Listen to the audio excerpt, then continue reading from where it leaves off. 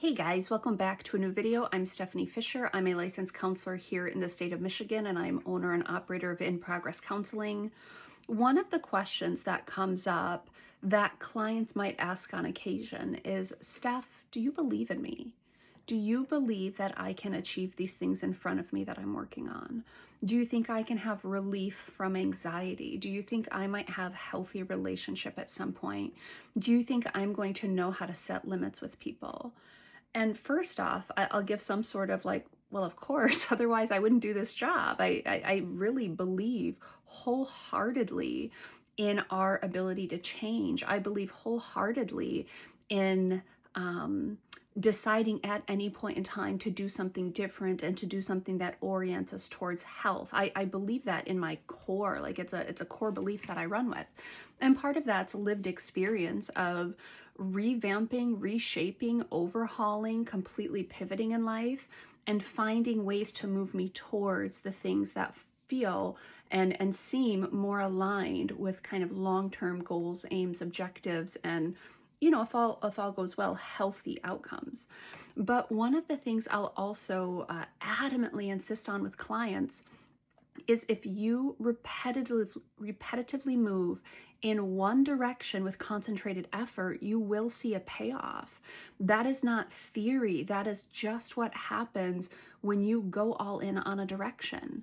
Now, I can never promise outcomes. I can never say if you want to let's say you want to become a very successful an A-list actress. I can't promise you that's the outcome. That would be very elite for someone to get there. But I can with assurance say if you go all in on a direction, you'll make headway somehow. And you might discover a different dream along the way. You might discover a different place where you can experience a payoff and gratitude and flourishing. And that is something I wholeheartedly believe. Now, what can happen is some people might have very narrow definitions of what success actually looks like. And I'll use that language of destination preoccupation. Like it can only be this one thing. I do get very concerned with that because we don't get to coerce outcomes and make demands on life, but we can put our best foot forward and put our best efforts in a direction.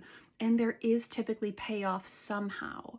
We find out different things about ourselves along the way. We listen to doors closing, but we also observe doors opening. We allow ourselves to kind of create it as we go. But if I am rigid and I say there's only one payoff, well, I can never promise that. I can say, hey, if you're a dreamer and you want to go all in on that one thing, send it, give it a try. Also, mental flexibility says try to have a backup plan or a part B, part C that you're willing to explore as well. Like if you're not going to become the A-list actor, would you like to teach acting classes? Would you like to do local community improv? Would you like to write stories if you love stories? That if there's not flexibility in it, you're right. Things might not work out the way you want them to.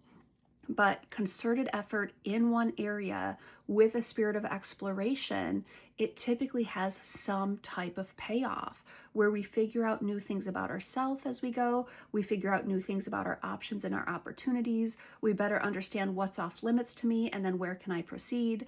There's many parts of the adventure where things kind of get reshaped as we take the journey.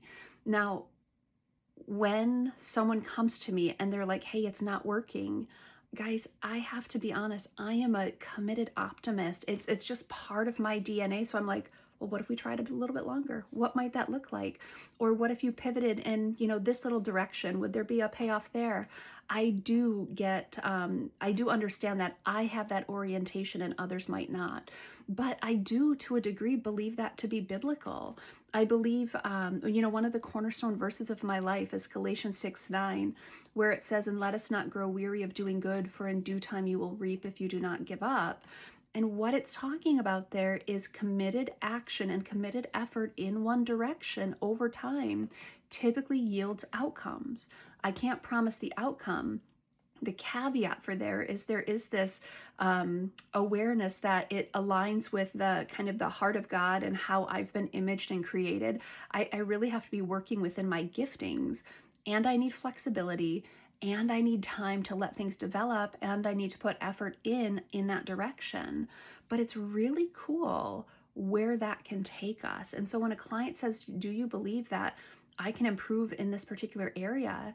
It's like, look, we can go all in on tackling anxiety. Yes, I believe there's payoffs to that.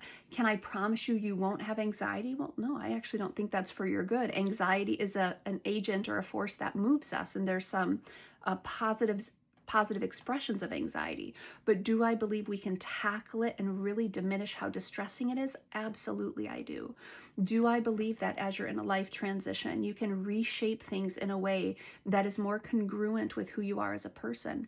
Absolutely, I do. I wouldn't do this work if it felt like we were met with like dead ends or just chance or luck or things don't work out.